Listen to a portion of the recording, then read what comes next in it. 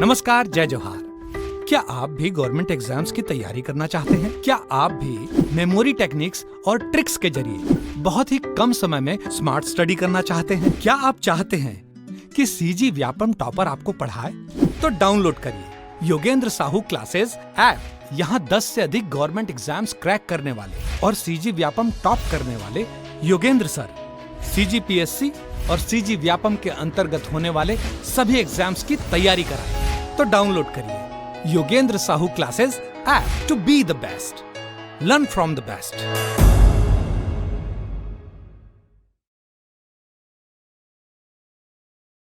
कोई भी सपना साकार करने के लिए सबसे जरूरी है सही कोच का होना। चुनिए Yogendra Sahu classes first rank को और करे अपने सीजी व्यापम CGPSC का सपना साकार। Download the app now.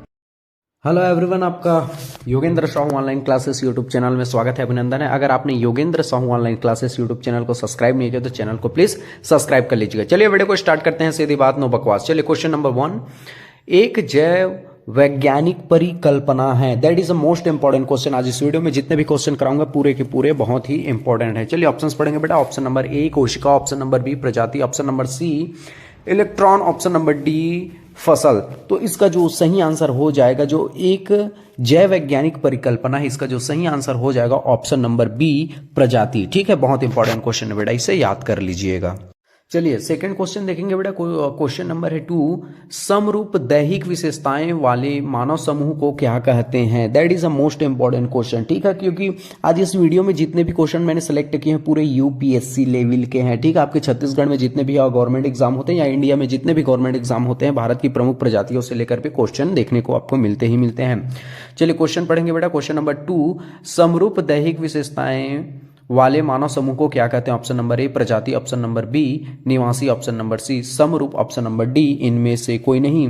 तो आप इसका जो सही आंसर आ जाएगा बेटा ऑप्शन नंबर A प्रजाति। ठीक है, that is a most important question. समरूप दैहिक विशेषता वाले मानव समूह को क्या कहते हैं? प्रजाति कहते हैं। ठीक है, बहुत इंपॉर्टेंट क्वेश्चन है। और जो प्रजाति है एक जैव वैज्ञानिक परिकल्पना है, इतना आपको ध्यान में रखना है। ठीक है, चलिए अगले क्वेश्चंस की ओर बढ़ेंगे। क्वेश्चन नंबर है 3, मानव समाज को एक प्रजाति विशेष के अंतर्गत रखा जाता है। चलिए ऑप्शंस पढ़ेंगे। ऑप्शन नंबर A शारीरिक रचना, ऑप्शन नंबर B सभ्यता एवं संस्कृति, ऑप्शन नंबर C प्राणी शास्त्र संबंधी गुणों की एक रूपता, ऑप्शन नंबर D उपयुक्त सभी। ठीक है, तो इसका देखो आज का जो ये टॉपिक है बेटा पूरे भारत की जातियों को लेकर है। ठीक है, जो आपके UPSC के एग्जाम हो, चाहे स्टेट PSC के एग्जाम, चाहे जितने भी गवर्नमेंट एग्जाम होते हैं इंडिया में, उनसे तो पूछे ही जाते हैं।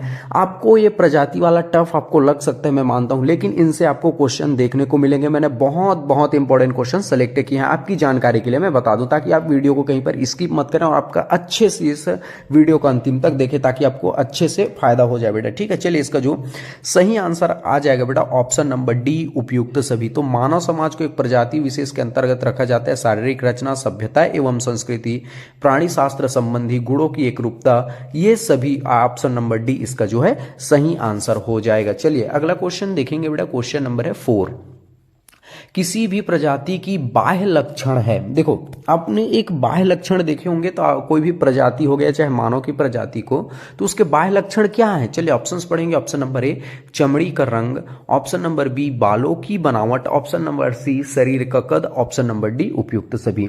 तो इसका जो सही आंसर हो जाएगा बेटा ऑप्शन नंबर D उपयुक्त सभी। ठीक है, कोई भी मानव की प्रजाति का आप देखेंगे बाह्य लक्षण है नहीं, सिम्टम्स, आप एक्सटर्नल सिम्टम्स देखेंगे तो चमड़ी का रंग एक बाहर का ही है नहीं, बालों की बनावट एक बाह्य लक्षण है, शरीर का जो कद है एक बाह्य लक्षण है। ठीक है, इसलिए इसका जो सही आंसर हो जाएगा ऑप्शन नंबर D उपयुक्त सभी। ठीक है, मैं बता दूं कि पूरे के पूरे जितने भी क्वेश्चन कराऊंगा बेटा पूरे इंपॉर्टेंट है, पूरे UPSC लेवल के क्वेश्चन है। UPSC के प्रीलिम्स में भी पूछा जाता है और मेंस में तो लिखने के लिए स्पेशली बोला जाता है, इसलिए आप ध्यान से समझिए और अच्छे से अपने फायदा लीजिए इस वीडियो से। ठीक है, चलिए अगले क्वेश्चन की ओर बढ़ेंगे। क्वेश्चन नंबर है 5, किसी भी प्रजाति का आंतरिक लक्षण है। देखो इससे पहले हमने क्या देखा बेटा, किसी भी प्रजाति का बाह्य लक्षण, एक्सटर्नल सिम्टम्स, लेकिन इस क्वेश्चन में हम ये देख रहे हैं इंटरनल सिम्टम्स। ठीक है, चलिए ऑप्शन नंबर ए कपाल, ऑप्शन नंबर बी नासा सूचांक, ऑप्शन नंबर सी रुधिर वर्ग, ऑप्शन नंबर डी उपयुक्त सभी। तो किसी भी प्रजाति का जो आंतरिक लक्षण है वो ऑप्शन नंबर डी इसका सही आंसर हो जाएगा। ठीक है, बहुत बहुत ये इंपॉर्टेंट क्वेश्चन है, ऑप्शन नंबर डी बेटा इसका सही आंसर हो जाएगा। चलिए अगले क्वेश्चंस की ओर बढ़ेंगे बेटा। क्वेश्चन नंबर है 6, कहां पर शुद्ध प्रजातियां पाई जाती है? That is a most important question. आप देखेंगे, चलिए ऑप्शंस पहले पढ़ लेते हैं बेटा। ऑप्शन नंबर ए दक्षिण भारत, ऑप्शन नंबर बी उत्तर भारत, ऑप्शन नंबर सी पूर्वी भारत, ऑप्शन नंबर डी पश्चिमी भारत।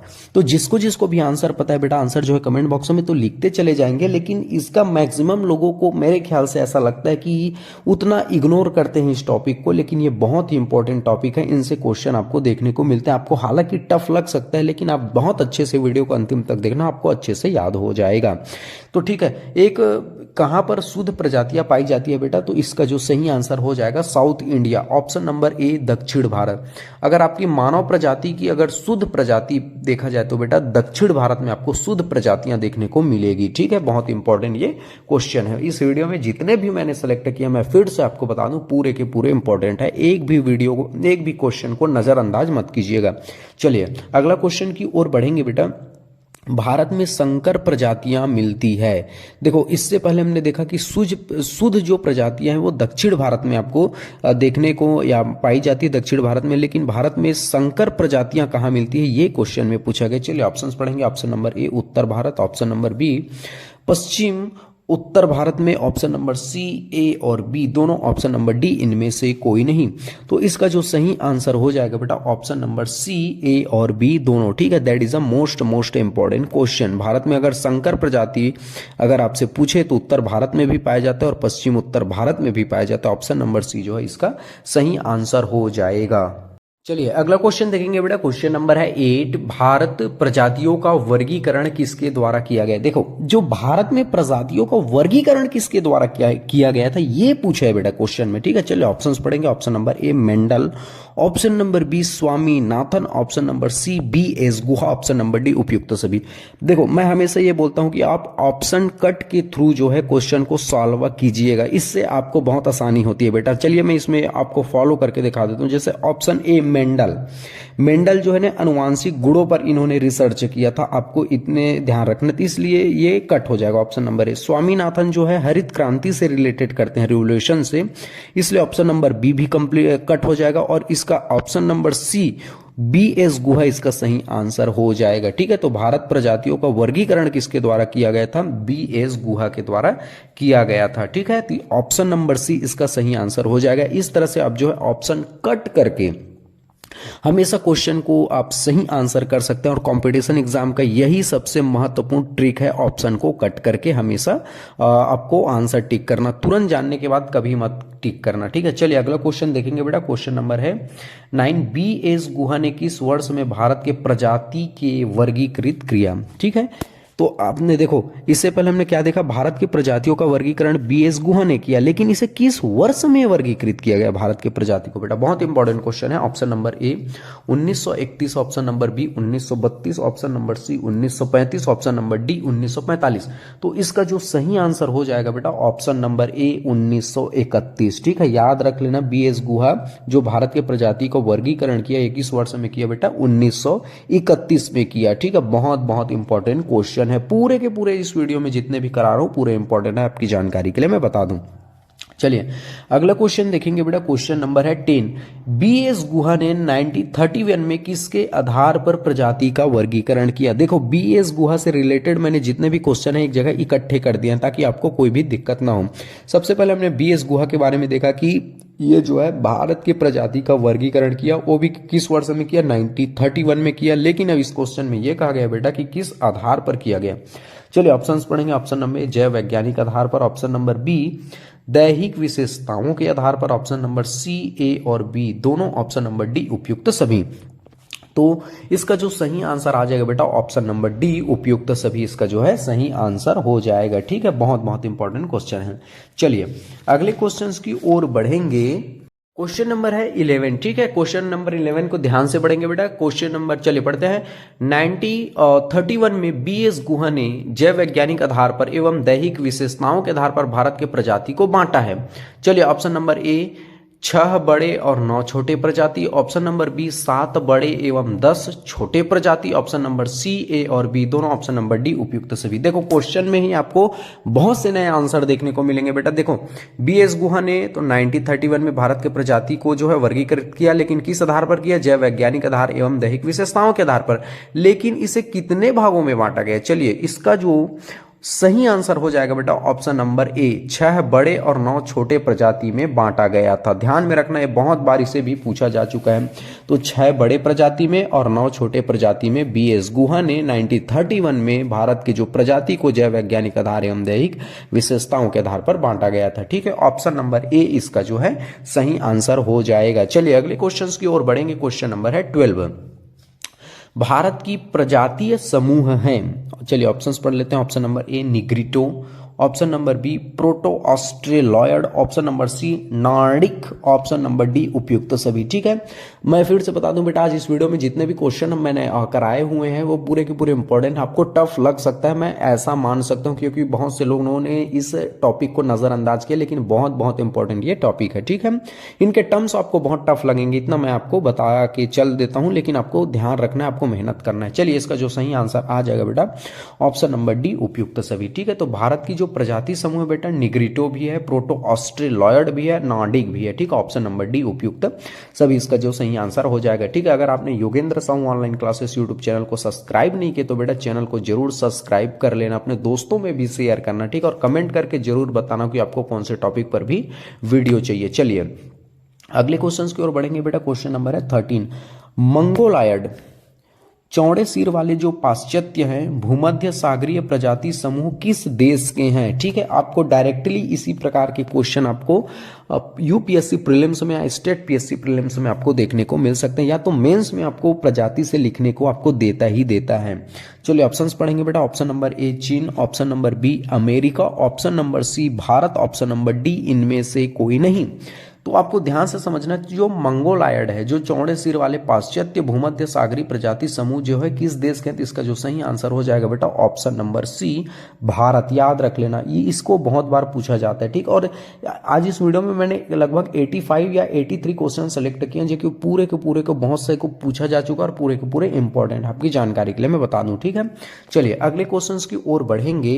क्वेश्चन नंबर है 14। ठीक है, भारत की जो प्रजाति समूह चौड़े सिर वाले पाश्चात्य के अंतर्गत आते हैं, that is a most important question बेटा। ठीक है, भारत, एक बार फिर से मैं बता दूं, भारत की जो प्रजाति समूह चौड़े सिर वाले पाश्चात्य के अंतर्गत आते हैं। चलिए ऑप्शंस पढ़ेंगे। Option number A Alpinoid, option number B Dinaric, option number C Armenoid, option number D उपयुक्त सभी। देखो टर्म्स आपको टफ लग सकते हैं, लेकिन इसी तरह के क्वेश्चन जब पूछे जाते हैं तो आपको लगता है आउट ऑफ सिलेबस है करके। ठीक है, इसलिए आपको ध्यान में रखने। चलिए इसका जो सही आंसर हो जाएगा बेटा ऑप्शन नंबर डी उपयुक्त सभी। ठीक है, तो भारत की प्रजाति समूह जो चौड़े सिर वाले पाश्चात्य के अंतर्गत अल्पानाइड भी आते हैं, डिनारिक भी आते हैं, आर्मीनाइड भी आते हैं। ठीक है, ऑप्शन नंबर डी इसका जो है सही आंसर हो जाएगा। ठीक है, बहुत बहुत इंपॉर्टेंट ये क्वेश्चन है। ठीक है, चलिए अगला क्वेश्चन की ओर बढ़ेंगे बेटा। क्वेश्चन नंबर है 15। भारत की जो प्रजाति समूह में मंगोलायड प्रजाति के अंतर्गत आते हैं। ठीक है, that is a most important question. मैं फिर से पढ़ दूं बेटा, भारत की जो प्रजाति समूह में मंगोलायड बोला है, मंगोलायड प्रजाति के अंतर्गत आते हैं। ऑप्शन नंबर ए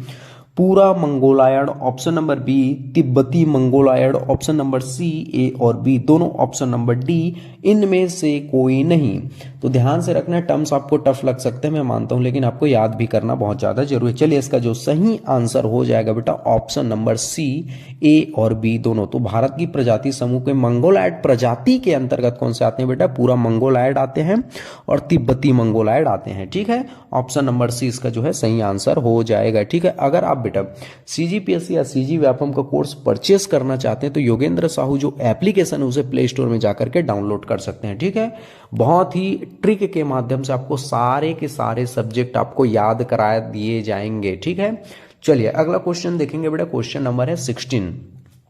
भूमध्य सागरीय प्रजाति समूह के अंतर्गत आते हैं? That is a most important question. इससे पहले हमने क्या देखा था बेटा कि मंगोलैड प्रजाति के अंतर्गत आते हैं, उसको हमने देखा था, लेकिन इस क्वेश्चन में हम देख रहे हैं भूमध्य सागरीय प्रजाति के अंतर्गत आते हैं। चलिए ऑप्शंस पढ़ेंगे बेटा। ऑप्शन नंबर ए पूरा भूमध्य सागरीय, ऑप्शन नंबर बी भूमध्य सागरीय, ऑप्शन नंबर सी पाश्चात्य भूमध्य सागरीय, ऑप्शन नंबर डी उपयुक्त सभी। देखो मैंने शुरू में ही आपको बोल दिया था कि इनके जो टर्म्स हैं टफ लग सकते हैं भारत की प्रजातियों को लेकर के, लेकिन ये बहुत इंपॉर्टेंट टॉपिक है, मैक्सिमम लोग इसी को छोड़ देते हैं और यहीं पर से उनका माइनस मार्किंग शुरू हो जाता है। ठीक है, इसलिए आप इसको अच्छे से कीजिए और अपने जो नंबर है प्लस पॉइंट में रख लीजिएगा। ठीक है, चलिए इसका जो सही आंसर आ जाएगा बेटा ऑप्शन नंबर डी उपयुक्त सभी। ठीक है, तो भूमध्य सागरीय प्रजाति के समूह के अंतर्गत कौन कौन आते हैं बेटा? पूरा भूमध्य सागरीय, भूमध्य सागरीय और प्राच्य भूमध्य सागरीय। ठीक है, चलिए अगला क्वेश्चन देखेंगे। क्वेश्चन नंबर है 17।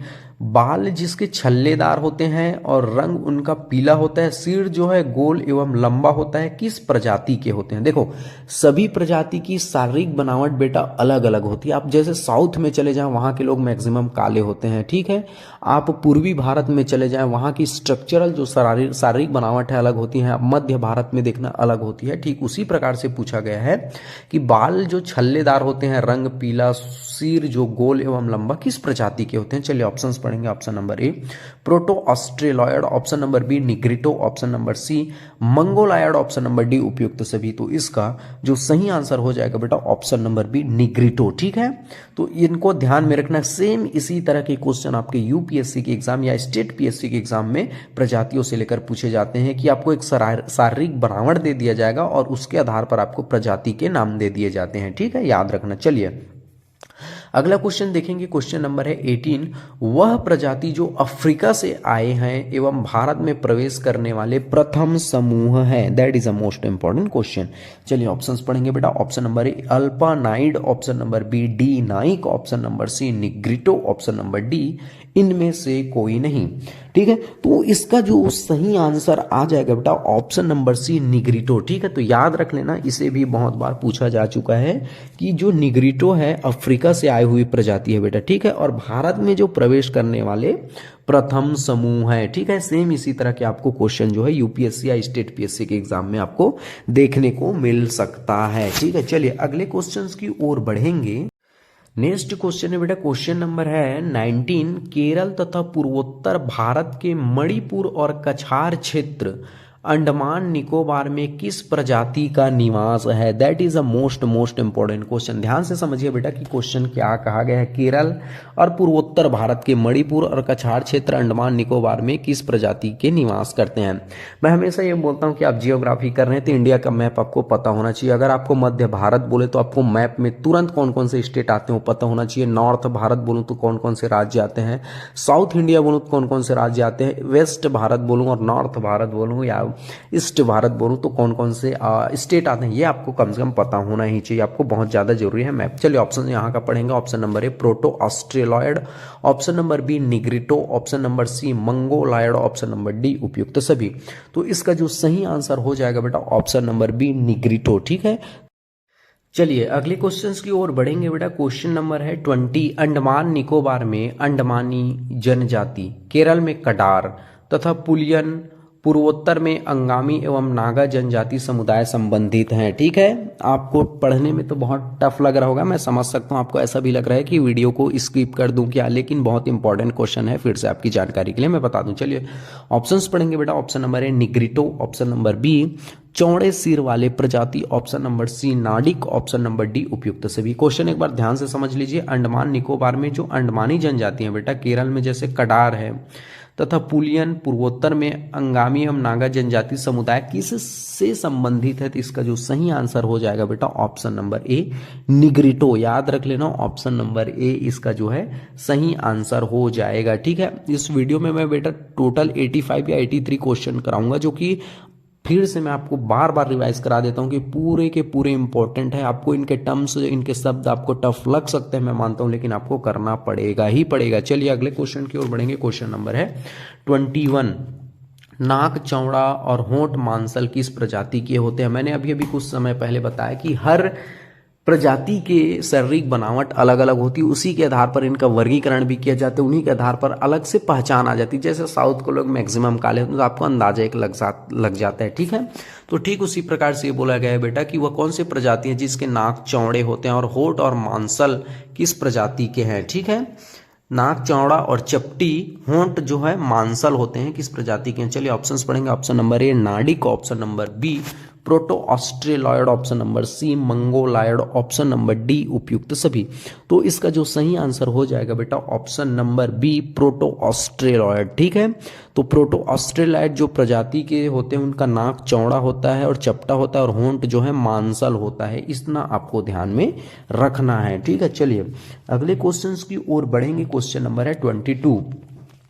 प्रोटो ऑस्ट्रेलाइड प्रजाति का आगमन कहाँ से हुआ है। देखो अभी हमने क्या देखा बेटा, प्रोटो ऑस्ट्रेलाइड जो प्रजाति के उनका नाक जो है चौड़ा चपटा और होंठ मांसल होता है, ठीक है। लेकिन यहाँ पर इस क्वेश्चन में ये देख रहे हैं प्रोटो ऑस्ट्रेलाइड जो प्रजाति का आगमन कहाँ से हुआ है। चलिए ऑप्शंस पढ़ लेते हैं। Option number A America, option number B Sri Lanka, option number C Australia, option number D इनमें से कोई नहीं।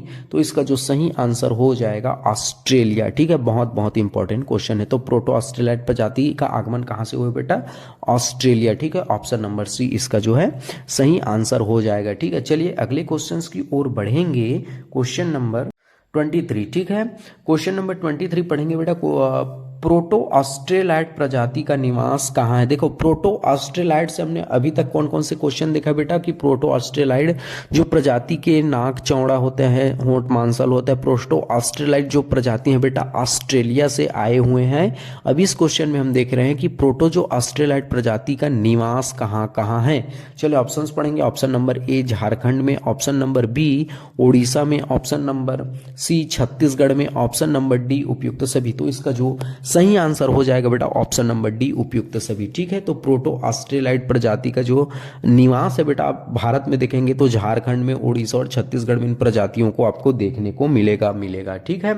बहुत इंपॉर्टेंट ये क्वेश्चन है, ठीक है। और आपको टर्म्स थोड़ा टफ लग सकते हैं लेकिन आपको याद करना बहुत ज्यादा जरूरी है, ठीक है। चलिए अगले क्वेश्चन की ओर बढ़ेंगे। क्वेश्चन नंबर हो जाएगा 24, ठीक है। चलिए 24 को पढ़ेंगे बेटा। निम्न जनजातियां संबंध है चेचू, मलयान, मुंडा, संथाल और कोल, ठीक है।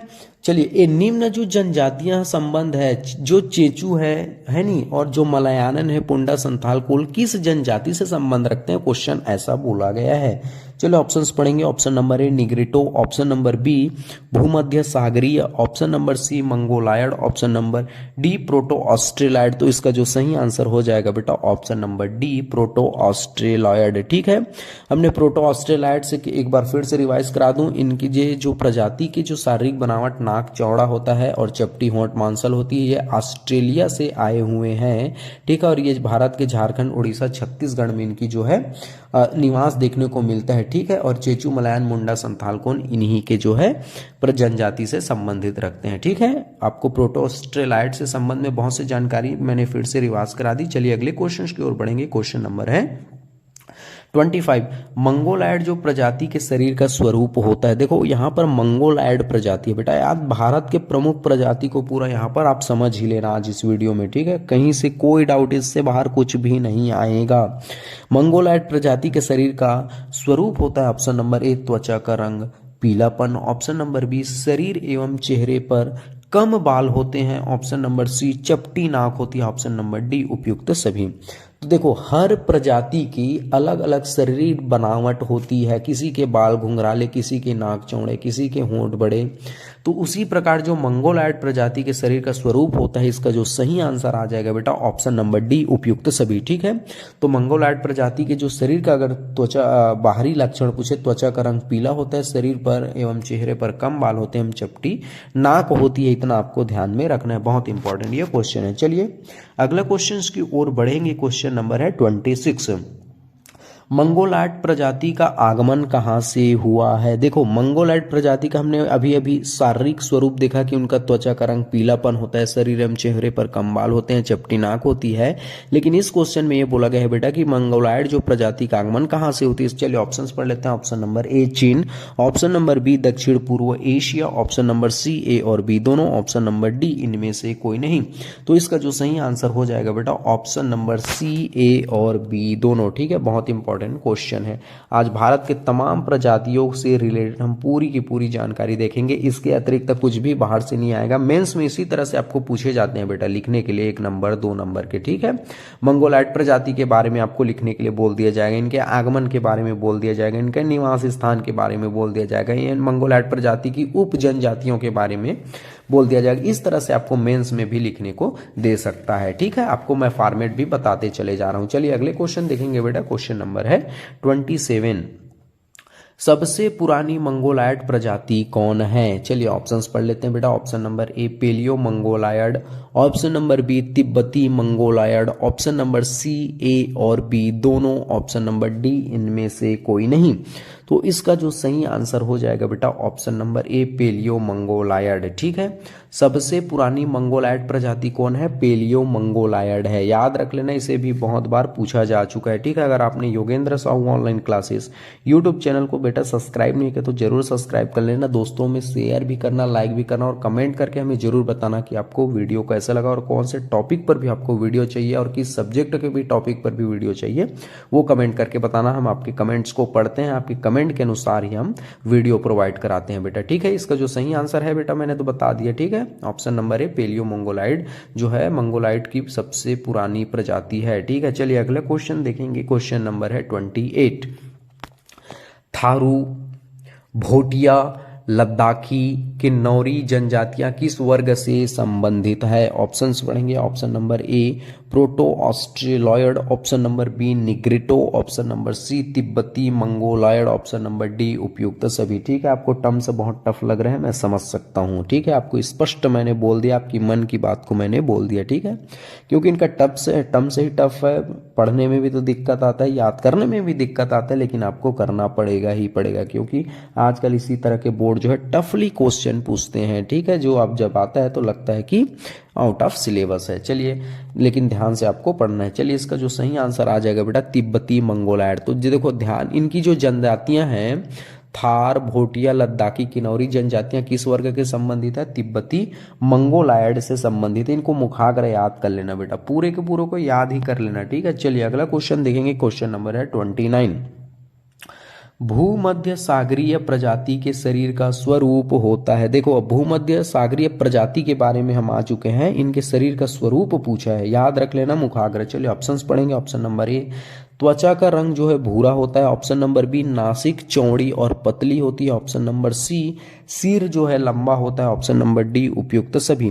तो इसका जो सही आंसर हो जाएगा बेटा ऑप्शन नंबर डी उपयुक्त सभी। ठीक है, तो भूमध्य सागरीय प्रजाति के जो शरीर का स्वरूप होता है, बाहरी जो बनावट होता है शरीर का रंग भूरा होता है। ठीक है, और नासिक चौड़ी और पतली होती है, सिर जो है लंबा होता है। ठीक है, ऑप्शन नंबर डी जो है इसका सो है सही आंसर हो जाएगा। ठीक है, चलिए अगले क्वेश्चन की ओर बढ़ेंगे। क्वेश्चन नंबर है 13 बेटा। ठीक है, भूमध्य सागरीय प्रजाति के आगमन हुए हैं। देखो, इससे पहले हमने क्या देखा बेटा कि जो भूमध्य सागरीय प्रजाति के जो शरीर का स्वरूप होता है, त्वचा का रंग भूरा, नासिक चौड़ी पतली, सिर लंबा होता है। लेकिन अब इस क्वेश्चन में ये बोला गया बेटा कि जो भूमध्य सागरीय प्रजाति के आगमन कहां से हुआ है। चलिए ऑप्शंस पढ़ते हैं। ऑप्शन नंबर ए पश्चिमी Bharat, option number B Sindhu घाटी सभ्यता से संबंधित, ऑप्शन नंबर सी ए और बी दोनों, ऑप्शन नंबर डी इनमें से कोई नहीं।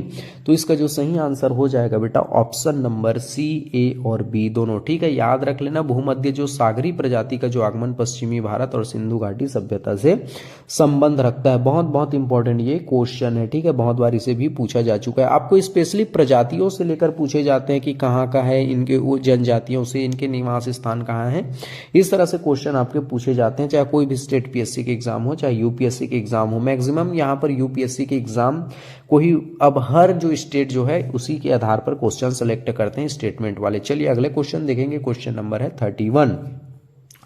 चौड़े सिर वाले प्रजाति का आगमन कहाँ से हुआ है? चलिए ऑप्शंस पढ़ेंगे। Option number A Europe Alpine पर्वत क्षेत्र, ऑप्शन नंबर बी हिमालयी क्षेत्र, option number C London, option number D Norway. तो याद रखना बेटा, इसका जो सही आंसर हो जाएगा option number A Europe Alpine पर्वत क्षेत्र। चौड़े सिर वाली जो प्रजाति का आगमन कहाँ से हुआ है? यूरोप अल्पाइन पर्वत क्षेत्र। ठीक है, आपको स्टेटमेंट में भी पूछा जाता है, मैं आपकी जानकारी के लिए बता दूं। मेरा प्रयास ये रहता है कि आजकल का फॉर्मेट भी आपको बताते चलूं कि जो है सीजीपीएससी, सीजी व्यापम या यूपीएससी किस तरह से क्वेश्चन आपको पूछे जाते हैं। मैक्सिमम बहुत से लाइनर या स्टेटमेंट कथन वाले क्वेश्चन पूछते हैं। वन लाइनर वाले का जमाना गया बेटा, आपकी जानकारी के लिए बता दूं, इसलिए आपको बेजोड़ मेहनत करना पड़ेगा। ठीक है, चलिए अगले क्वेश्चंस की ओर बढ़ेंगे। क्वेश्चन नंबर है 32। गुजरात के बनिया, पश्चिम बंगाल के कायस्थ, सिंधी कुर्गी समुदाय किसके अंतर्गत आते हैं? देखो क्वेश्चन में ही आपको ध्यान में रखना है, कुछ क्वेश्चन में ही आपको एक नए क्वेश्चन मिल गया। जैसे गुजरात के बनिया, याद रखना अगर बनिया रिलेटेड पूछे तो गुजरात से है।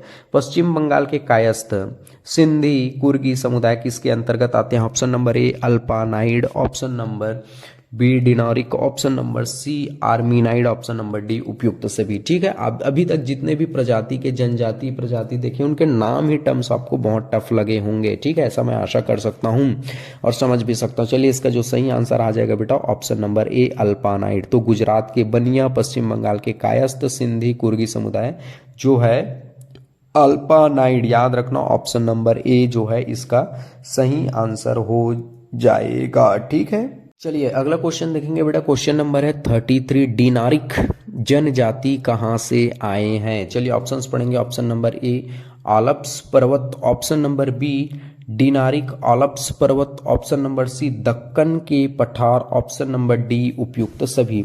तो इसका जो सही आंसर हो जाएगा बेटा option number B Dinaric Alps पर्वत। ठीक है, तो डिनारिक जनजाति कहाँ से आई है बेटा?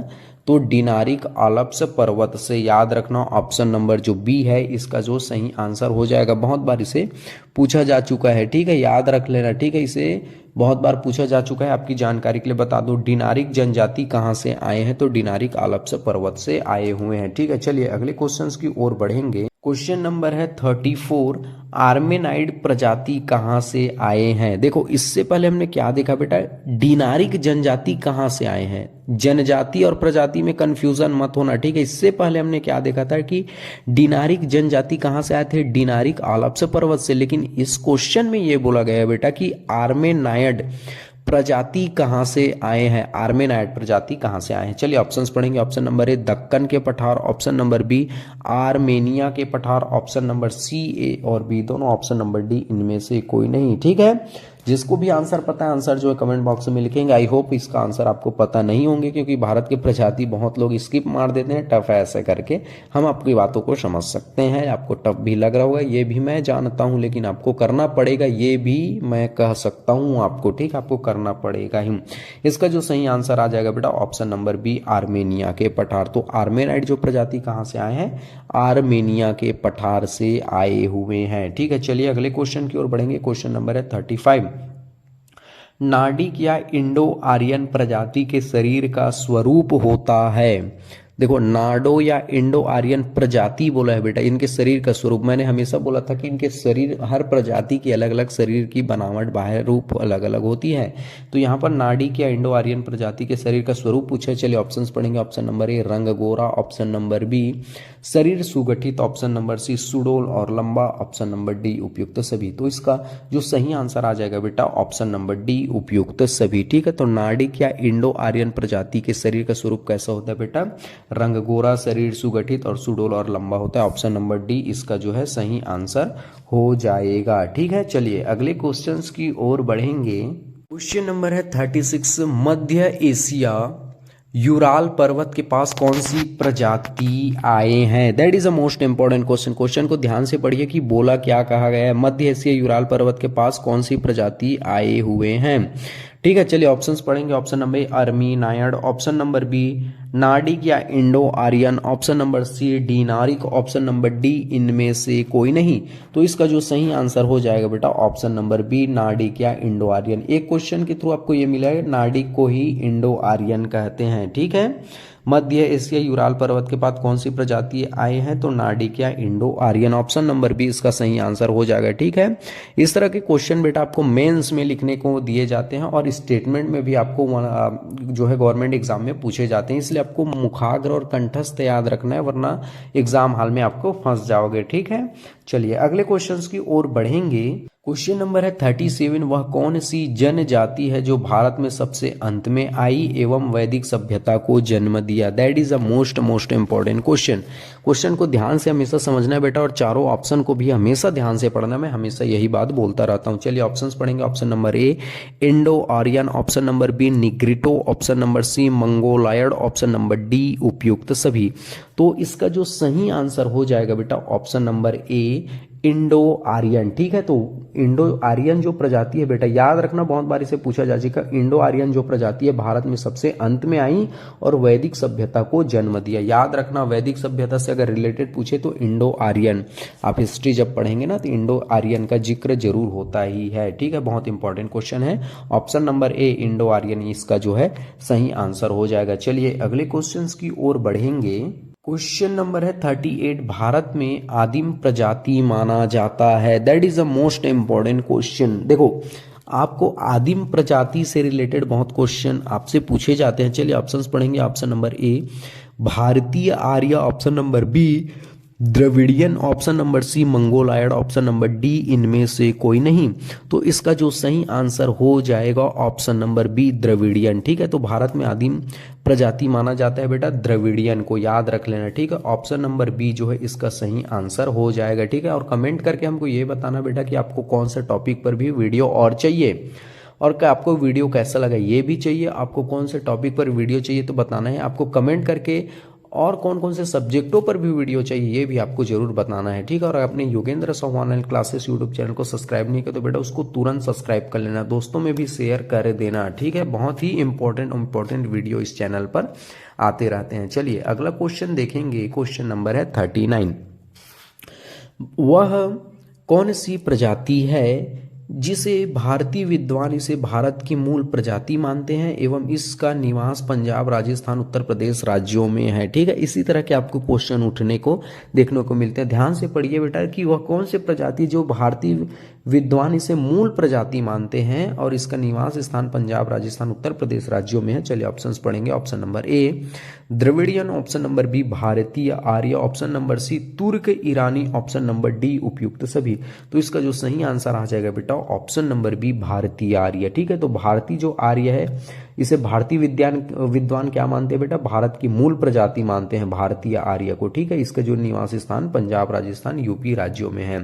ठीक है, तो ऑप्शन नंबर जो बी है इसका जो है सही आंसर हो जाएगा। ठीक है, बहुत इंपॉर्टेंट ये क्वेश्चन है, याद रख लेना। ठीक है, चलिए अगले क्वेश्चंस की ओर बढ़ेंगे। क्वेश्चन नंबर है 14। ठीक है, मंगोलायड प्रजाति निवास स्थान किस राज्यों में है। That is a most important ये क्वेश्चन। ठीक, चलिए ऑप्शंस पढ़ेंगे। Option number A Himachal Pradesh, option number B Assam राज्य, ऑप्शन नंबर सी ए और बी दोनों, और ऑप्शन नंबर डी इनमें से कोई नहीं। तो याद रखना जो मंगोलायड प्रजाति का जो निवास स्थान है बेटा ऑप्शन नंबर सी इसका सही आंसर हो जाएगा।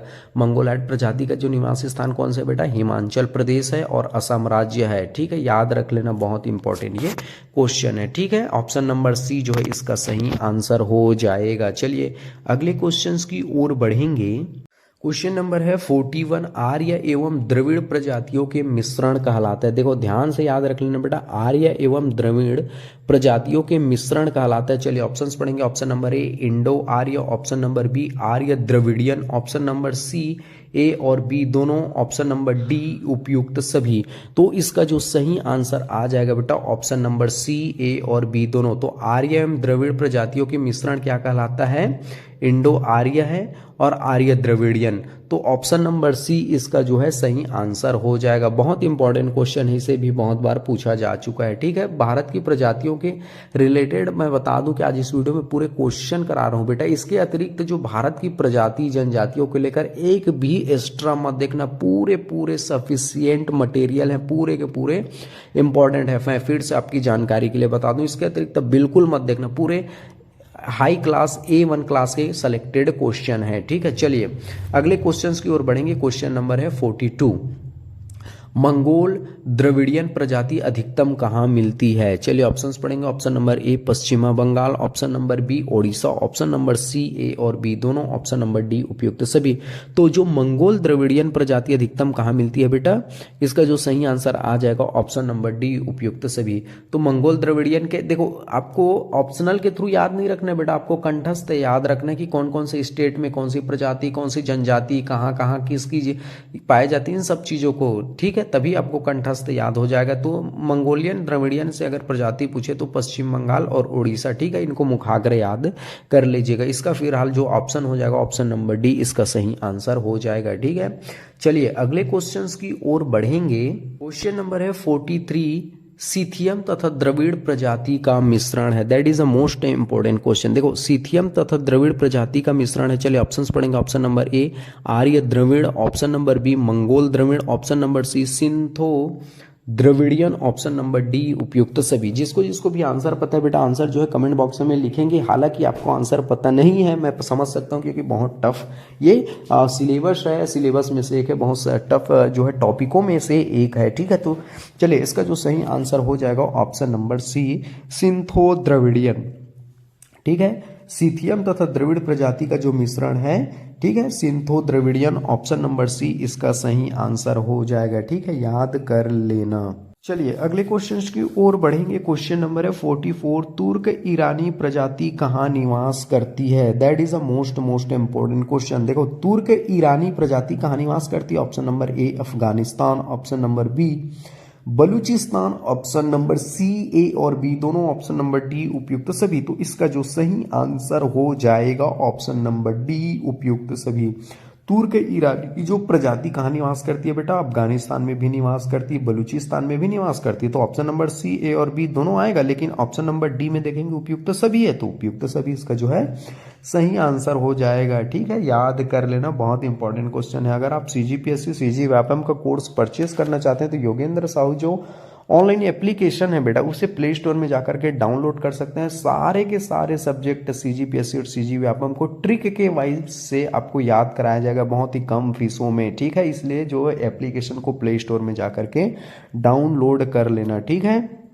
चलिए अगला क्वेश्चन देखेंगे बेटा। क्वेश्चन नंबर है 45, वर्तमान में भारतीय संविधान के 8वीं अनुसूची में कितने भाषा को शामिल किया गया है? That is a most important question. कम से कम आपको पता होना चाहिए कि भारतीय संविधान के 8वीं अनुसूची में कितने भाषाओं को संवैधानिक दर्जा प्राप्त हुआ है। चलिए ऑप्शंस पढ़ेंगे। Option number A 23, option number B 22, option number C 24, option number D 25। तो याद रखना इसका जो सही आंसर हो जाएगा बेटा ऑप्शन नंबर बी 22। तो 22 ऐसे भाषा हैं अभी भारत के, ठीक है, जो भारत की 8वीं अनुसूची में संवैधानिक दर्जा प्राप्त है, ठीक है, जैसे तमिल, तेलुगु, कन्नड़, मलयालम, हिंदी, पंजाबी, ठीक है, बहुत से ऐसे भाषाएं हैं जिनको भारत की 8वीं अनुसूची में संवैधानिक दर्जा प्राप्त हो चुका है, ठीक है। 22 भाषाएं बेटा, याद रख लेना, इनकी संख्या को यूपीएससी के एग्जाम में भी पूछा जा चुका है, ठीक है। चलिए अगले क्वेश्चंस की ओर बढ़ेंगे। क्वेश्चन नंबर है 46, भारत के प्रमुख भाषा परिवार हैं। That is a most important question, ठीक है। चलिए भाषा परिवार, चलिए ऑप्शंस पढ़ेंगे। Option number A Indo European भाषा, ऑप्शन नंबर बी द्रविड़ भाषा, option number C Austric, option number D उपयुक्त सभी।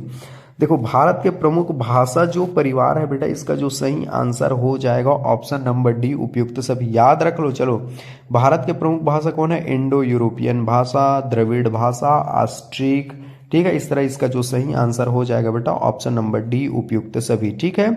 याद रख लेना, इसे बहुत बार पूछा जाता है, मेंस में भी खास तौर पे लिखने को बोला जाता है, और हर स्टेट पीएससी में इनके क्वेश्चन आपको देखने को मिलता ही मिलते हैं। अगर कोई लैंग्वेज का पेपर हो या फिर भारत के प्रमुख भाषा परिवार से आपको जनजाति से भी 3-4 क्वेश्चन देखने को मिलते हैं, प्रमुख भाषा परिवार से भी आपको 2-3 क्वेश्चन देखने को मिलते हैं।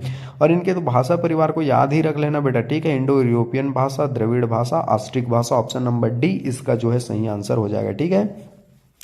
चलिए अगला क्वेश्चन देखेंगे बेटा। क्वेश्चन नंबर है 47, भारतीय भाषाओं का सबसे प्रमुख भाषा समूह है। ऑप्शन नंबर ए चीनी तिब्बती, option number B Indo European, option number C A और बी दोनों, ऑप्शन नंबर डी इनमें से कोई नहीं। तो देखो भारतीय भाषाओं का सबसे प्रमुख भाषा पूछा है बेटा, याद रखना। देखो चीनी तिब्बती तो नहीं आएगा, option number B Indo European इसका सही आंसर हो जाएगा। ठीक है, बहुत इंपॉर्टेंट क्वेश्चन है। भारतीय भाषाओं का सबसे प्रमुख अगर पूछे बेटा, याद रखना, सबसे प्रमुख भाषा समूह पूछे तो इंडो यूरोपियन इसका सही आंसर हो जाएगा। ऑप्शन नंबर बी इसका सही आंसर है। ठीक है, चलिए अगले क्वेश्चंस की ओर बढ़ेंगे। अगला क्वेश्चन देखेंगे बेटा, क्वेश्चन नंबर है 48। इंडो यूरोपियन भाषा की प्रमुख भाषा निम्न है। That is a most important question बेटा। ठीक है, चलिए ऑप्शंस पढ़ेंगे। Option number A Gujarati, Marathi, Bengali. Option number B Asamiya, Bihari, Awadhi, Bagheli. Option number C Chhattisgarhi, Hindi, Punjabi, Rajasthani. Option number D उपयुक्त सभी। देखो इंडो यूरोपियन भाषा की प्रमुख भाषा है तो इसका जो सही आंसर हो जाएगा बेटा ऑप्शन नंबर डी उपयुक्त सभी। तो याद रख लो इनके भाषा को बेटा। ठीक है, ये इंडो यूरोपियन भाषा कौन कौन सी? गुजराती, मराठी, बंगाली, असमिया, बिहारी, अवधी, बघेली, छत्तीसगढ़ी, हिंदी, पंजाबी, राजस्थानी, ये सभी जो क्या है इंडो यूरोपियन भाषा की प्रमुख भाषा है बेटा। याद रख लो, आपको मेंस में 3 से 4 नंबर के क्वेश्चन इसी तरह से पूछे जाते हैं कि इंडो यूरोपियन भाषा की प्रमुख भाषा के नाम लिखिए, और आपको प्रीलिम्स में भी आपको या फिर कोई भी गवर्नमेंट एग्जाम में सीधा डायरेक्टली आपसे इस तरह से क्वेश्चन पूछे जाते हैं। चलिए अगला क्वेश्चन देखेंगे। क्वेश्चन नंबर है 49। द्रविड़ भाषा परिवार में बोली जाती है। That is a most important question बेटा। ठीक है, द्रविड़ भाषा परिवार में। ठीक है, चलिए ऑप्शंस पढ़ेंगे। Option number A Tamil, option number B Telugu, option number C Kannada और मलयालम, ऑप्शन नंबर डी उपयुक्त सभी। तो याद रखना इसका जो सही आंसर हो जाएगा बेटा ऑप्शन नंबर डी उपयुक्त सभी। ठीक है, तो द्रविड़ भाषा परिवार में कौन कौन सी बोली जाती है? Tamil, Telugu, Kannada, Malayalam. Option number D उपयुक्त सभी। ठीक है, याद रखना, देखो हर तरह के भाषा परिवार से क्वेश्चन आपको देखने को मिलता है, ऑप्शनल में भी तो द्रविड़ भाषा में आपको ध्यान रखना है तमिल, तेलुगु, कन्नड़, मलयालम। ठीक है, इंडो यूरोपियन भाषा में बताया गुजराती, मराठी, बंगाली, असमिया, बिहारी, अवधी, बघेली, छत्तीसगढ़ी, हिंदी, पंजाबी, राजस्थानी। ठीक है, याद रखना बेटा इंडो यूरोपियन की हो गई, ये हो गया द्रविड़ भाषा की, तमिल, तेलुगु, कन्नड़। याद रख लो, मेरे साथ याद कर दे चले जाओ। चलिए अगला क्वेश्चंस की ओर बढ़ेंगे बेटा। क्वेश्चन नंबर है 50, यानी कि आपका हाफ सेंचुरी पूर चुका है। ऑस्ट्रिक भाषा को और किस नाम से जाना जाता है? That is a most important question बेटा। ठीक है, चलिए ऑप्शंस पढ़ेंगे। ऑप्शन नंबर ए निषाद भाषा परिवार, ऑप्शन नंबर बी तुर्की भाषा परिवार, ऑप्शन नंबर सी ए और बी दोनों, ऑप्शन नंबर डी इनमें से कोई नहीं।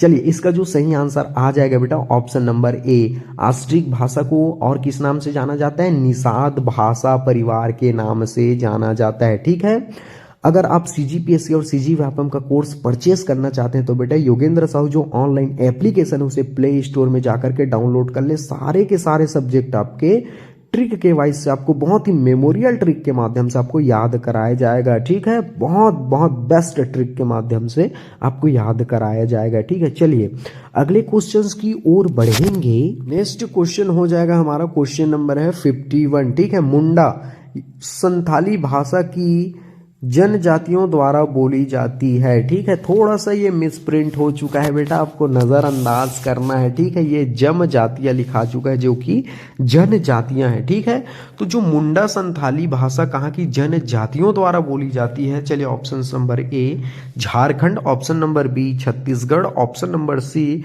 मध्य प्रदेश, ऑप्शन नंबर डी उपयुक्त सभी। तो याद रखना कि जो मुंडा संथाली भाषा कहाँ की जनजातियों द्वारा बोली जाती है बेटा ऑप्शन नंबर डी इसका सही आंसर हो जाएगा। याद रख लेना कि स्टेट को भी आपको ध्यान में रखना है। ठीक है, मुंडा जो संथाली भाषा जनजाति कहाँ कौन से स्टेट में बोली जाती है? झारखंड में भी बोली जाती है, छत्तीसगढ़ में भी बोली जाती है, मध्य प्रदेश, ऑप्शन नंबर डी इसका सही आंसर हो जाएगा। बहुत इंपॉर्टेंट क्वेश्चन है, बहुत बार इसे भी पूछा जा चुका है। ठीक है, चलिए अगले क्वेश्चंस की ओर बढ़ेंगे। क्वेश्चन नंबर हो जाएगा 52। चीनी तिब्बती या किरात भाषा परिवार का प्रमुख उपविभाजन है। That is a most important question. ध्यान से मैं एक बार फिर से पढ़ देता हूं। जो चीनी तिब्बती या किरात भाषा परिवार का प्रमुख उपविभाजन है ऑप्शन नंबर ए तिब्बती हिमालय, ऑप्शन नंबर बी उत्तरी असम, ऑप्शन नंबर सी असमी म्यांमारी, ऑप्शन नंबर डी उपयुक्त सभी। ठीक है, बहुत इंपॉर्टेंट ये क्वेश्चन। आज इस वीडियो में जितने भी क्वेश्चन करा रहा हूँ पूरे के पूरे इंपॉर्टेंट है ही आपके। टर्म्स आपको टफ लग सकते हैं, लेकिन आपको याद करना बहुत ही ज़्यादा जरूरी, क्योंकि आजकल इसी तरह के क्वेश्चन पूछे जाते हैं। और आज जो भारत की प्रमुख जनजातियां भाषा परिवार को लेकर पूरे कंप्लीट मटेरियल इसमें उपलब्ध हो जाएंगे। इसके अतिरिक्त एक भी बाहर से नहीं आएगा क्वेश्चन, ठीक है, अगर भाषा परिवार को लेकर हो गए या फिर जनजातियों को लेकर के हो गए तो, ठीक है। चलिए, इसका जो सही आंसर आ जाएगा बेटा ऑप्शन नंबर डी, उपयुक्त सभी, ठीक है। तो चीनी तिब्बती या किरात भाषा परिवार की प्रमुख उपभाजन है तिब्बती हिमालय, उत्तरी असम और, ठीक है, असमी म्यांमारी। चलिए अगला क्वेश्चन आ गया स्लाइड पर, क्वेश्चन नंबर है 53। जनजातियों के लिए आदिवासी शब्द का प्रयोग किसके द्वारा किया गया? That is the most important question, ठीक है। जनजाति बेटा, ठीक है। Option number A Mahatma Gandhi, option number B Vallabh Bhai Patel, option number C Sucheta Kripalani, option number D Thakkar Baba. तो याद रख लेना बेटा कि जनजाति जो शब्द है, जनजातियों के लिए जो आदिवासी शब्द का प्रयोग किसके द्वारा किया गया था, इसका जो सही आंसर हो जाएगा बेटा ऑप्शन नंबर डी ठक्कर बाबा, ठीक है। बहुत से लोगों ने महात्मा गांधी डाला होगा, मेरे को पता है, लेकिन महात्मा गांधी ने बेटा हरिजन शब्द का प्रयोग किया था, याद रखना। लेकिन यहाँ पर पूछा है जनजातियों के लिए आदिवासी शब्द का प्रयोग जो है ठक्कर बाबा ने किया था। इस तरह से आपको क्लेरिफिकेशन रखना है, क्लियर रहना है कि किसने कौन सा शब्द प्रयोग किया था। तो जनजातियों के लिए आदिवासी किसने किया था बेटा? ठक्कर बाबा, और महात्मा गांधी जी ने हरिजन शब्द का प्रयोग किया था। चलिए अगला क्वेश्चन देखेंगे, क्वेश्चन नंबर है 54। अनुसूचित जनजाति शब्द का प्रयोग सर्वप्रथम संविधान की किस अनुसूची में रखा गया? अनुसूचित यहाँ पर जनजाति है बेटा, ठीक है। ऑप्शन नंबर ए चौथी अनुसूची, ऑप्शन नंबर बी पांचवी अनुसूची, ऑप्शन नंबर सी छठवीं अनुसूची, ऑप्शन नंबर डी उपयुक्त सभी।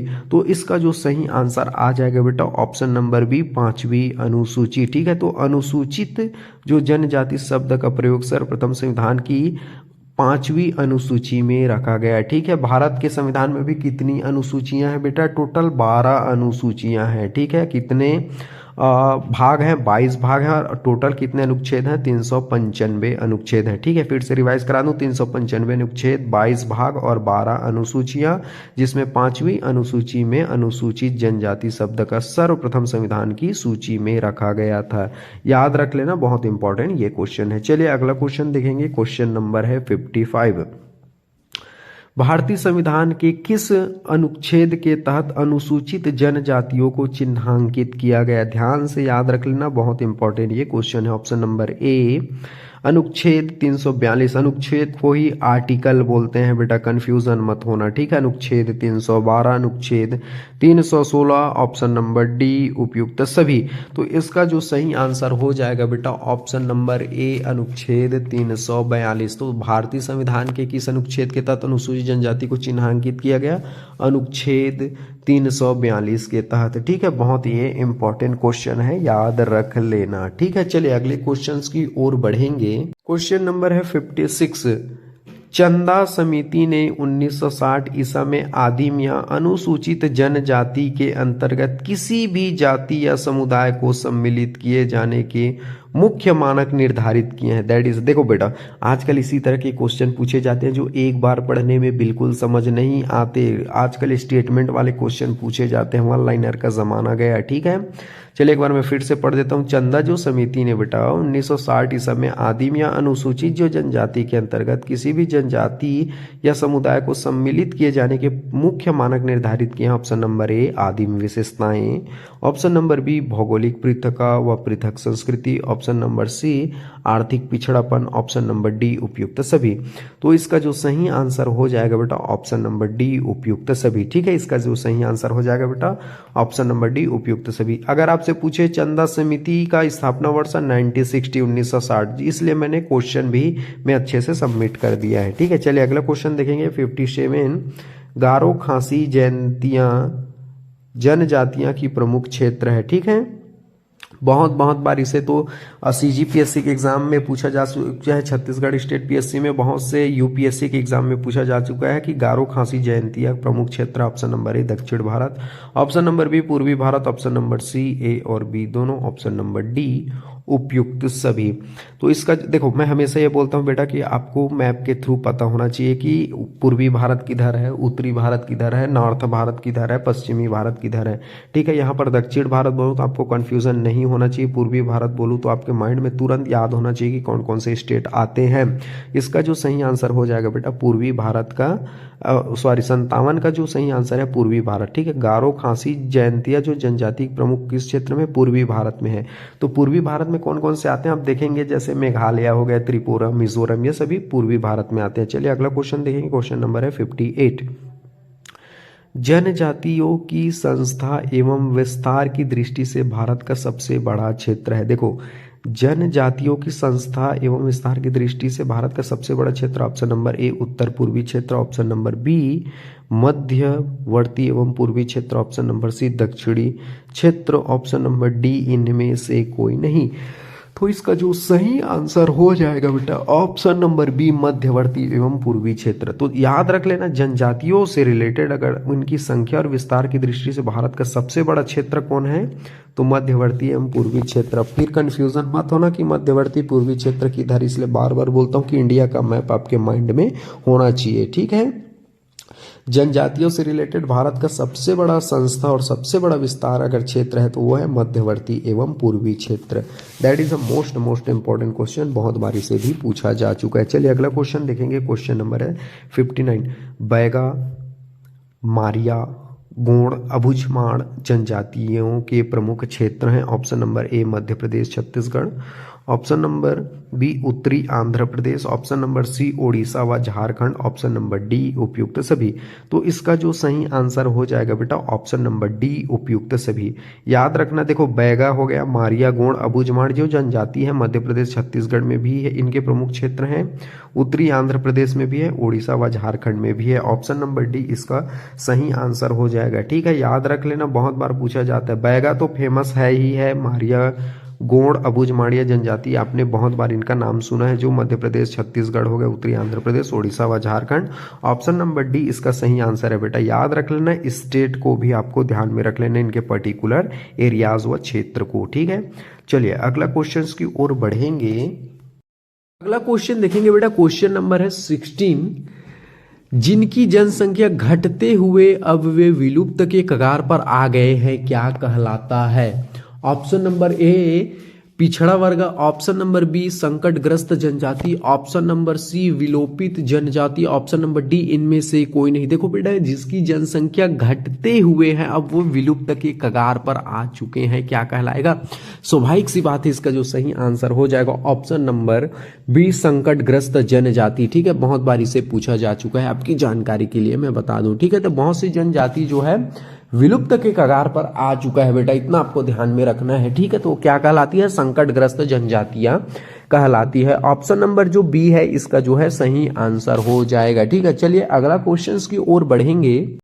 अगला क्वेश्चन है, क्वेश्चन नंबर है 61। भारत की संकटग्रस्त जनजातियां हैं। ऑप्शन नंबर ए कोंटा और तोंडा, ऑप्शन नंबर बी लेप्या और राजी, ऑप्शन नंबर सी कवरडा ओंगे, ऑप्शन नंबर डी उपयुक्त सभी। जिसको जिसको भी आंसर पता है, आंसर जो है कमेंट बॉक्स में लिखेंगे। हालांकि आपको नया ये सभी क्वेश्चन सुनने देखने को मिल रहे हैं, इसलिए आपको आंसर शायद आपको पता ना हो। चलिए इसका जो सही आंसर आ जाएगा बेटा ऑप्शन नंबर डी उपयुक्त सभी। तो देखो, भारत की ये जो कोंटा तोंडा है बेटा, लेप्सा, राजी, कवरडा ओंगे, ये सभी संकटग्रस्त जनजातियां हैं। इनका जो है विलुप्ति के कगार पर है ये। ठीक है, इसलिए जो सरकार है हमेशा जो जनजातियों की कल्चरल को बढ़ावा देने का बहुत प्रयास करती है ताकि वो सुरक्षित रहे, है नहीं। इसलिए आपको ध्यान में रखना, और स्पेशली जो संकटग्रस्त जो जनजातियां हैं उनके नाम आपको याद मुखाग्र कर लेना। ठीक है, क्योंकि इन्हीं से आपको ऑप्शन पूछे जाते हैं, या तो मेंस में आपको लिखने के लिए दे दिया जाएगा कि भारत की संकटग्रस्त जनजातियों को लिखिए। चलिए अगला क्वेश्चन देखेंगे बेटा, क्वेश्चन नंबर है 62। सबसे बड़ी जनजाति समुदाय है। Option number A Gond, option number B Oraon, option number C Santhal, option number D उपयुक्त सभी। तो इसका जो सही आंसर हो जाएगा बेटा ऑप्शन नंबर ए गोंड। याद रखना, बहुत बार इसे पूछा जा चुका है। मैं फिर से बता दूं, आज इस वीडियो में भारत की जनजाति प्रजातियों को देख रहे हैं, भारत की भाषा परिवार को देख रहे हैं, और इसके अतिरिक्त आप कुछ भी मत देखना, इनसे बाहर कुछ भी नहीं आएगा। ठीक है। तो भारत की सबसे बड़ी जो जनजाति समुदाय है बेटा गोंड है, याद रख लेना, बहुत बहुत बार इसे तो रिपीट कर देता है, ठीक है, क्योंकि जनजाति का प्रमुख फेवरेट क्वेश्चन है। याद रख लेना, भारत की सबसे बड़ी जनजाति समुदाय है गोंड है, ठीक है, बहुत इंपॉर्टेंट ये क्वेश्चन। चलिए अगले क्वेश्चंस की ओर बढ़ेंगे। क्वेश्चन नंबर है 63, न्यूनतम जनसंख्या वाले समुदाय हैं। इससे पहले हमने क्या देखा बेटा कि भारत की सबसे बड़ी जो जनजाति समुदाय है वो गोंड है, और न्यूनतम जनसंख्या वाले समुदाय इस क्वेश्चन में हम देखेंगे। चलिए ऑप्शंस पढ़ेंगे। Option number A Onge, option number B Gond, option number C Bhil, option number D Santhal. तो इसका जो सही आंसर आ जाएगा बेटा ऑप्शन नंबर ए ओंगे। तो न्यूनतम जनसंख्या वाले जो समुदाय ओंगे हैं, और सबसे बड़ी जनजाति वाले समुदाय कौन सा है बेटा गोंड है, याद रख लेना, ठीक है। बहुत बार इन दोनों को हमेशा सबसे ज्यादा जो संख्या है उनकी कम संख्या इनको मैंने सबमिट किया, क्योंकि ये बहुत इंपॉर्टेंट क्वेश्चन है। मैं फिर से रिवाइज करा दूं, सबसे बड़ी जो जनजाति समुदाय गोंड है और न्यूनतम जनसंख्या वाले जो समुदाय है ओंगे हैं। ऑप्शन नंबर ए इसका सही आंसर हो जाएगा, ठीक है। चलिए अगले क्वेश्चंस की ओर बढ़ेंगे। क्वेश्चन नंबर है 64, महात्मा गांधी ने अनुसूचित जाति को क्या कहकर पुकारा। That is a most important question. मैंने अभी अभी कुछ मिनटों पहले बताया था कि बेटा कि जो अनुसूचित जनजाति जो शब्द का प्रयोग ठक्कर बाबा ने किया है, और महात्मा गांधी ने अनुसूचित को क्या कहकर पुकारा है। Option number A Harijan, option number B Devjan, option number C A और बी दोनों, ऑप्शन नंबर डी उपयुक्त सभी। हमेशा क्वेश्चन पढ़िए और ऑप्शंस पढ़िए। मैं हमेशा बोलता हूं क्योंकि अब जब आप क्वेश्चन और ऑप्शंस को पढ़ते हैं तो आपको 70% सॉल्व वहीं से हो जाता है। कुछ आपको ट्रिक मिल जाते हैं, कुछ आपको हिंट मिल जाते हैं, ठीक है। इसलिए आप हमेशा क्वेश्चन और ऑप्शंस को हमेशा पढ़िएगा, ठीक है। चलिए इसका जो सही आंसर आ जाएगा बेटा ऑप्शन नंबर ए हरिजन। तो महात्मा गांधी ने अनुसूचित जो जाति को क्या कहकर पुकारा है, हरिजन कह करके पुकारा है, ठीक है। बहुत इंपॉर्टेंट ये क्वेश्चन है, याद रख लेना। चलिए अगले क्वेश्चंस की ओर बढ़ेंगे। क्वेश्चन नंबर है 65, अनुसूचित जाति को चिन्हांकित करने का अधिकार दिया गया है। देखो अनुसूचित जो जाति को बोला है, ठीक है बेटा, अनुसूचित जाति याद रखना, जनसंख्या चिन्हांकित करने का अधिकार दिया गया। ऑप्शन नंबर ए मुख्यमंत्री, ऑप्शन नंबर बी जिलाधीश, ऑप्शन नंबर सी सांसद, ऑप्शन नंबर डी राष्ट्रपति। देखो अनुसूचित जो जाति को चिन्हांकित करने का जो अधिकार दिया गया है वो है राष्ट्रपति को दिया गया है, ठीक है। ऑप्शन नंबर डी इसका सही आंसर हो जाएगा, ठीक है। बहुत इंपॉर्टेंट ये क्वेश्चन है। चलिए अगला क्वेश्चन है बेटा, क्वेश्चन नंबर है 66, सर्वाधिक अनुसूचित जाति जनसंख्या वाले प्रदेश का नाम है। यहाँ पर प्रदेश पूछा है बेटा कि अनुसूचित जनजाति जो जनजाति नहीं है, जाति है, ठीक है। सर्वाधिक अनुसूचित जाति जनसंख्या वाले प्रदेश का नाम है। Option number A Uttar Pradesh, option number B Madhya Pradesh, option number C Bihar, option number D Chhattisgarh. तो इसका जो सही आंसर आ जाएगा बेटा ऑप्शन नंबर ए उत्तर प्रदेश। याद रख लेना, सर्वाधिक जो अनुसूचित जाति है बेटा एससी, याद रखना एससी है नहीं, तो जनसंख्या वाले प्रदेश का क्या नाम है, उत्तर प्रदेश है। ऑप्शन नंबर ए इसका जो है सही आंसर हो जाएगा, ठीक है। बहुत बहुत इंपॉर्टेंट क्वेश्चन है, कम से कम आपको नॉलेज के तौर पर याद होना ही चाहिए कि सर्वाधिक जो अनुसूचित जाति जनसंख्या वाले प्रदेश का जो नाम सबसे ज्यादा किसमें है बेटा, अनुसूचित जाति। ऑप्शन नंबर ए उत्तर प्रदेश इसका जो है सही आंसर हो जाएगा, ठीक है। चलिए अगले क्वेश्चंस की ओर बढ़ेंगे बेटा। क्वेश्चन नंबर है 67, सर्वाधिक अनुसूचित जनजाति जनसंख्या वाला राज्य। देखो बेटा इससे पहले हमने क्या देखा, जो सर्वाधिक अनुसूचित जो जाति है एससी, इससे पहले हमने देखा था जनसंख्या वाले प्रदेश सबसे ज्यादा किसमें था, यूपी में था, ठीक है। लेकिन इस क्वेश्चन में यह कहा गया बेटा कि सर्वाधिक अनुसूचित जनजाति यानी कि एसटी जनसंख्या वाला राज्य कौन है सबसे ज्यादा। चलिए ऑप्शंस पढ़ेंगे। Option number A Madhya Pradesh, option number B Chhattisgarh, option number C Odisha, option number D Jharkhand.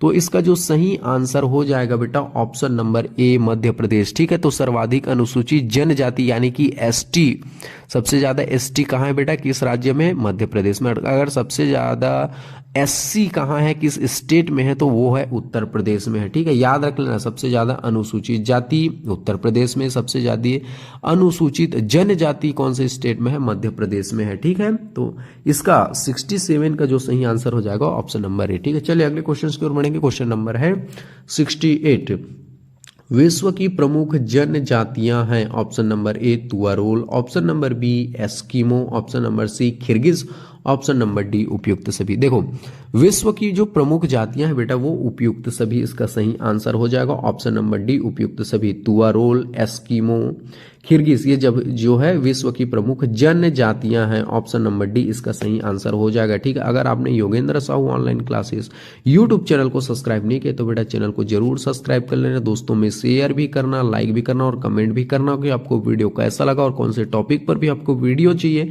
ये भी कमेंट करके आपको जरूर बताना है। ठीक है, बहुत इसी तरह के इंपॉर्टेंट वीडियो आते हैं जो आपके एग्जाम की दृष्टिकोण से काफी महत्वपूर्ण है, काफी नॉलेजफुल है। ठीक है, सिलेबस के अकॉर्डिंग इसमें वीडियो आते रहते हैं बेटा, इसलिए चैनल को जरूर सब्सक्राइब कर लेना। ठीक है, चलिए अगले क्वेश्चंस की ओर बढ़ेंगे। क्वेश्चन नंबर है 69।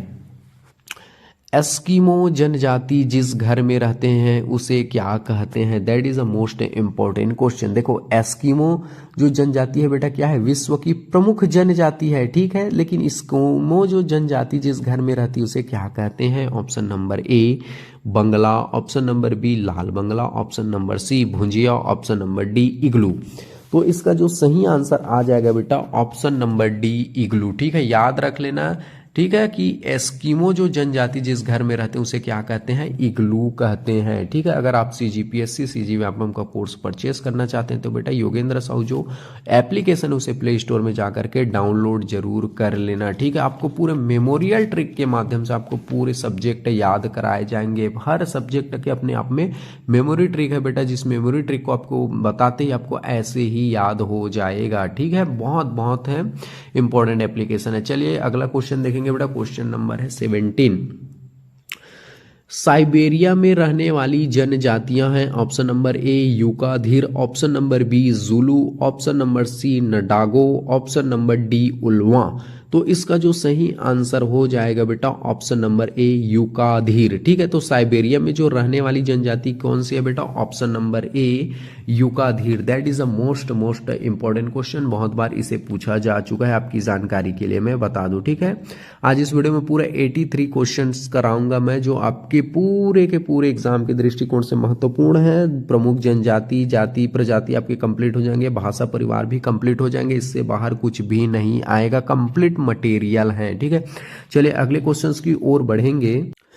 क्वेश्चन नंबर है 71। रेड इंडियन जनजाति की मूल निवासी है। रेड इंडियन जनजाति कहाँ की मूल निवासी है? ऑप्शंस पढ़ेंगे बेटा, option number A England, option number B New Zealand, option number C Malaysia, option number D America. बहुत इंपॉर्टेंट ये क्वेश्चन है। ठीक है, तो जो रेड इंडियन जनजाति कहाँ की मूल निवासी है इसका जो सही आंसर हो जाएगा बेटा ऑप्शन नंबर डी अमेरिका। ठीक है, याद रख लेना, रेड इंडियन जनजाति कहाँ की मूल निवासी है बेटा? अमेरिका की मूल निवासी है। बहुत बार इसे पूछा जा चुका है। ठीक है, चलिए अगले क्वेश्चन की ओर बढ़ेंगे। क्वेश्चन नंबर है 72। वह कौन सी जनजाति है जो पेड़ों पर छोटे छोटे घर बनाकर रहती है? बहुत इंपॉर्टेंट क्वेश्चन है। देखो बेटा, हर जनजाति प्रजाति की अलग अलग शारीरिक बनावट, अलग अलग उनकी कल्चरल, अलग अलग उनका रहन सहन, वेशभूषा, उनकी बोली भाषा, उनकी प्रमुख निवास क्षेत्र सब अलग अलग रहती है, अलग अलग रहने जीने का अंदाज रहता है। तो वो इस क्वेश्चन में यही पूछा गया कि वह कौन सी जनजाति है जो पेड़ों पर छोटे छोटे घर बनाकर रहती है? Option number A Maya, option number B Boro, option number C pygmy, option number D उपयुक्त सभी। तो ऑप्शन नंबर सी इसका सही आंसर हो जाएगा। देखो पिग्मी जो है बेटा ऐसी जनजाति है जो पेड़ों पर छोटे छोटे घर बनाकर रहती है। ठीक है, बहुत इंपॉर्टेंट ये क्वेश्चन है। चलिए अगले क्वेश्चंस की ओर बढ़ेंगे। क्वेश्चन नंबर है 73। वह कौन सी जनजाति है जो भोजन के रूप में दीमक का सेवन करती है? देखो बेटा, दीमक जो होता है एक कीड़े का नाम है। ठीक है, और धीरे धीरे दीमक जो है कोई भी चीज को पूर्णतः नष्ट कर देती है। तो इसी क्वेश्चन में यह पूछा गया है कि वह कौन सी जनजाति है जो भोजन के रूप में दीमक का सेवन करती है। ठीक है, चलिए ऑप्शंस पढ़ेंगे। Option number A Yukaghir, option number B Eskimo, option number C बुरा मैन, ऑप्शन नंबर डी उपयुक्त सभी। ठीक है, ये बुरा मैन नहीं है, बुशमैन है। ठीक है, थोड़ा सा मिसप्रिंट हो चुका है। तो इसका जो सही आंसर आ जाएगा बेटा ऑप्शन नंबर सी बुशमैन। ठीक है, तो देखो ये ऐसी जनजाति है जो बुशमैन है। ठीक है, जो भोजन के रूप में किसका प्रयोग करती है बेटा? दीमक का सेवन करती है। ऑप्शन नंबर सी इसका जो है सही आंसर हो जाएगा। बहुत इंपॉर्टेंट ये क्वेश्चन है। चलिए अगले क्वेश्चन की ओर बढ़ेंगे।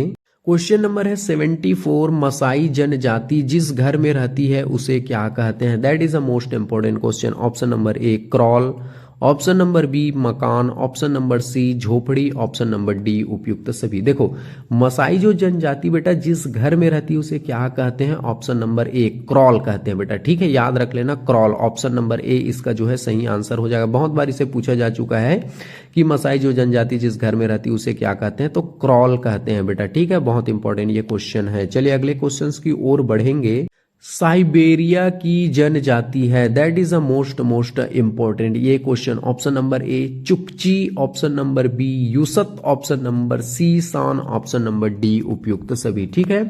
देखो जो साइबेरिया की जनजाति है बेटा इसका जो सही आंसर हो जाएगा चुकची, याद रख लेना साइबेरिया की जो जनजाति चुकची, ऑप्शन नंबर ए इसका सही आंसर हो जाएगा, ठीक है। चलिए अगले क्वेश्चंस की ओर बढ़ेंगे। फिलीपींस की जनजाति है, that is the most important question, बहुत बार इसे भी पूछा जा चुका है। इस वीडियो में मैं 83 क्वेश्चन कराऊंगा जो कि पूरे के पूरे इंपॉर्टेंट है। चलिए क्वेश्चन नंबर 76 पढ़ेंगे बेटा। फिलीपींस की जनजाति है, option number A Kulaman, option number B Kirghiz, option number C Semang, option number D उपयुक्त सभी। तो इसका जो सही आंसर हो जाएगा बेटा ऑप्शन नंबर ए कुलामन, ठीक है। जो फिलीपींस की जो जनजाति है बेटा इसका जो सही आंसर हो जाएगा ऑप्शन नंबर ए कुलामन। बहुत इंपॉर्टेंट क्वेश्चन है, इसे याद रख लीजिएगा, ठीक है। ऑप्शन नंबर ए इसका सही आंसर हो जाएगा। चलिए अगले क्वेश्चन की ओर बढ़ेंगे। जापान की जनजाति है, that is the most important question. Option number A एनु, option number B Ainu, option number C A और बी दोनों, ऑप्शन नंबर डी उपयुक्त सभी। याद कर लेना बेटा जापान की जो जनजाति है इसका जो सही आंसर हो जाएगा ऑप्शन नंबर डी उपयुक्त सभी। देखो एनु भी है जापान की जनजाति है, आइनू भी जापान की जनजाति है, तो इस तरह से ए और बी दोनों सही आंसर हो गए, लेकिन ऑप्शन नंबर डी में उपयुक्त सभी लिखा गया है, तो इसका जो सही आंसर उपयुक्त सभी। लेकिन याद पर्सनली आपको ये रखना है बेटा एनु और आइनू जो है जापान की जनजाति है, ठीक है। चलिए अगले क्वेश्चंस की ओर बढ़ेंगे। क्वेश्चन नंबर है 78, पाकिस्तान की जनजाति है, that is a most important question. Pakistan की जनजाति कौन है बेटा? Option number A Afridi, option number B Mohammad, option number C Iqbal, option number D उपयुक्त सभी। जिसको भी आंसर पता है बेटा आंसर जो है कमेंट बॉक्स में लिखें। कमेंट बॉक्स में ये भी लिखेंगे कि आपको वीडियो कैसा लगा, कमेंट बॉक्स में ये भी लिखेंगे आपको कौन से टॉपिक पर भी वीडियो चाहिए, आपको कमेंट बॉक्स में ये भी लिखने कि आपके कौन से सब्जेक्ट पर भी आपको वीडियो चाहिए, ठीक है। क्योंकि आपके कमेंट्स को पढ़ा जाता है, आपके कमेंट के अनुसार ही आप यहाँ पर वीडियो इस चैनल में लाए जाते हैं, ठीक है। चलिए पाकिस्तान की जो जनजाति है बेटा इसका जो सही आंसर हो जाएगा option number A Afridi, that is a most important ये क्वेश्चन, ठीक है। बहुत बार इसे भी पूछा जा चुका है कि पाकिस्तान की जो जनजाति है अफरीदी है, याद रख लो अफरीदी, ऑप्शन नंबर ए इसका सही आंसर हो जाएगा। चलिए अगले क्वेश्चन की ओर बढ़ेंगे और क्वेश्चन नंबर है 79, श्रीलंका की जनजाति है, ठीक है, बहुत इंपॉर्टेंट क्वेश्चन है। Option number A Vedda, option number B Yakut, option number C Ulwa, option number D उपयुक्त सभी।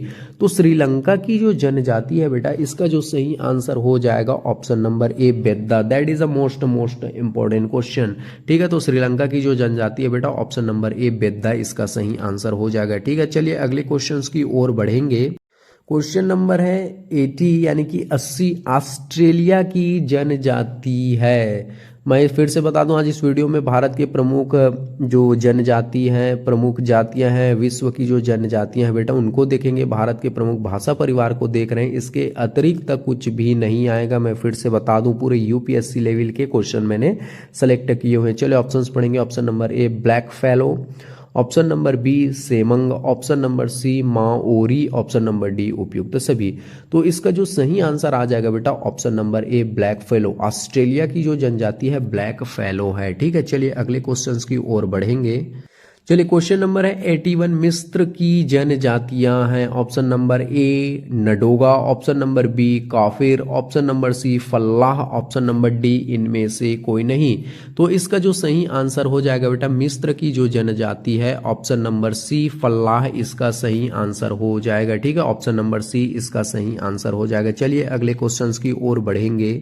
अगला क्वेश्चन है, क्वेश्चन नंबर है 82, दक्षिण अफ्रीका की जनजाति है, that is the most important question, ठीक है। चलिए ऑप्शंस पढ़ेंगे। ऑप्शन नंबर ए काफिर, ऑप्शन नंबर बी टांगन, option number C Yupik option number D San, that is a most important question.